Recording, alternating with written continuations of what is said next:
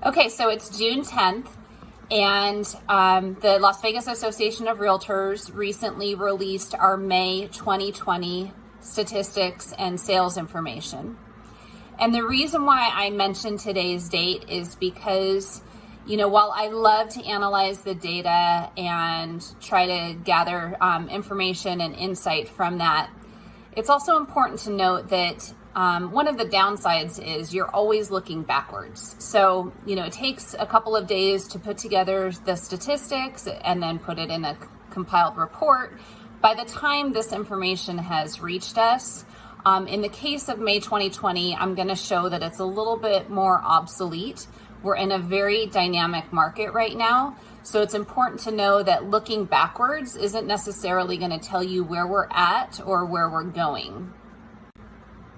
Okay, so when we look at market statistics, the main thing we like to look at is supply and demand. And demand is represented by the number of homes that sold in a month. And supply is represented by the number of homes that are unsold at the end of that month. So at demand, we can determine an absorption rate. Typically, we're selling X number of homes. And with supply, we can calculate how many months worth of inventory our supply represents. Typically, a seller's market is one with less than 6 months worth of inventory, and a buyer's market is more than 6 months worth of inventory. If there's a ton of supply and not a lot of demand, that generally has a downward pressure on pricing, which is a benefit to buyers. For me, in my day-to-day activity, I would say it's closer to like 4 to 5 months. When there's 4 months worth of supply, buyers are definitely being able to negotiate a lot better. I don't even think it really requires 6 months worth of inventory. So when we look at May, our sales activity was really down, and it's really no surprise because May sales is an indication of what was really happening in April because we have 30-day escrows typically. And in April, we all know that due to the pandemic, a lot of activity was put on hold. A lot of people were realizing that this hold button for our lives was going to be longer than maybe we originally anticipated. There may have been some financial or employment uncertainty. So it's really no surprise that our sales were down. They were down 48% if you compare them to May of 2019, and they were down a couple hundred sales compared to April of 2020. Our supply was down as well in terms of the number of new listings and the number of homes that were available on the market at the end of the month. Now, when we compare the sales volume in May to the number of homes that were unsold at the end of the month, it told us that that is a 3.4 months supply of homes. And like I mentioned, when we're pushing towards 4 or 5 months, typically it's swinging a little bit more towards a balanced market. But with that in mind, I just want to exercise caution in looking at this data and determining where we're at and where we're going. So in this case, it's really important, I believe, to layer in our June activity and our projections so you can really get an understanding of where we're at and not only just look backwards at May to determine that, because really the true story is in the stats that we're seeing right now in the month of June. So as I mentioned, our June sales represents activity that happened in May. In May, we had some phased openings in the state of Nevada. We had a little bit more confidence in consumers. We had a lot of positive factors in play, and already we're seeing the results of that with our projected June sales. Right now, under contract or already closed for the month of June, we're projecting around 2,700 sales. Now things do get pushed back, so let's just call it like 26 or 2,500, but that's already a dramatic increase over May. That's over 1,000 homes more than what happened in May. So already those May statistics are outdated.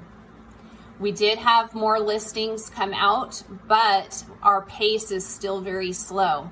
As of June 10th, we had 1,000 new listings, and that's about a third of the month. So that gives us about only 3,000 new listings.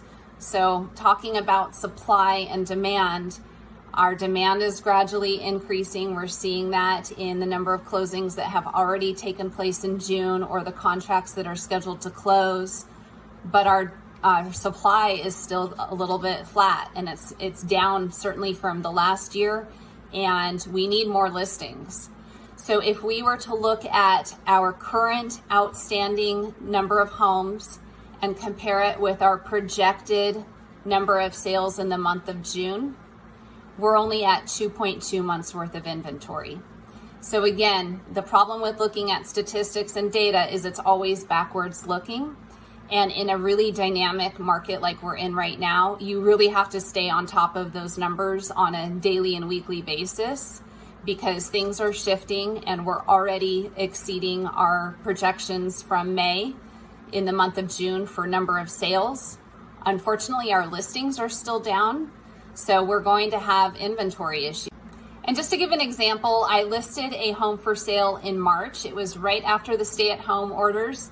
The listing was in the 300,000s, Green Valley, highly desirable location, new finishes, beautiful home. And for the first several weeks, we had very limited showing activity. It was few and far between. And then in May, it was just like a switch was flipped. And in 1 week, we had more showings than we had in the previous 2 months prior combined.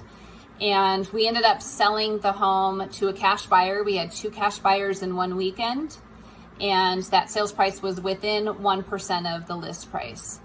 So, my recommendation for buyers is just to be realistic about the market that we're in. We can't be looking backwards. We can't be looking for a coronavirus discount. If there ever was one, it is not happening right now. We're swinging back into our seller's market with more limited inventory.